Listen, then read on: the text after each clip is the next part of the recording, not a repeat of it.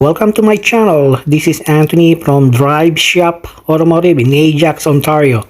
Today I will show you how to install Catback exhaust for 2021 Subaru STi.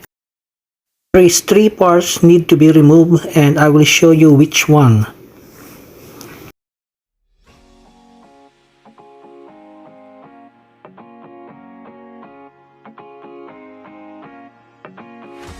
First part to be removed is the front exhaust pipe, this one. And then we are going to the back. We are going to remove the mufflers, the left muffler and the right muffler. This is the left muffler and this is the right muffler. You need to remove this flange, this one. And we're going to the other side. On the driver's side rear, you need to remove this one. And after you remove the front exhaust pipe, you need to install this adapter to the exhaust pipe. And this is how it looks. First installation is the front exhaust pipe. Install the adapter to the exhaust pipe and check if all the hardwares are available before the installation.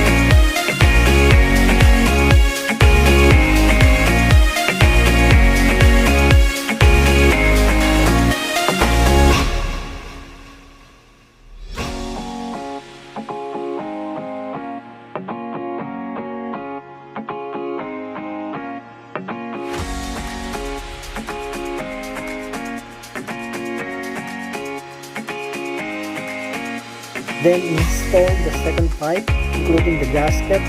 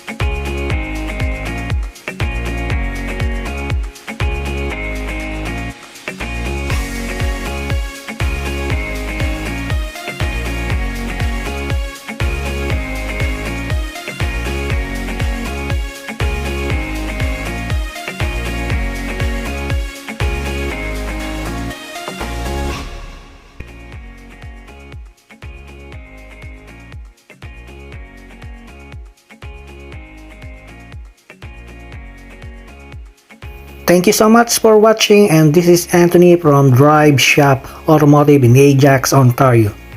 See you next time. Thank you so much.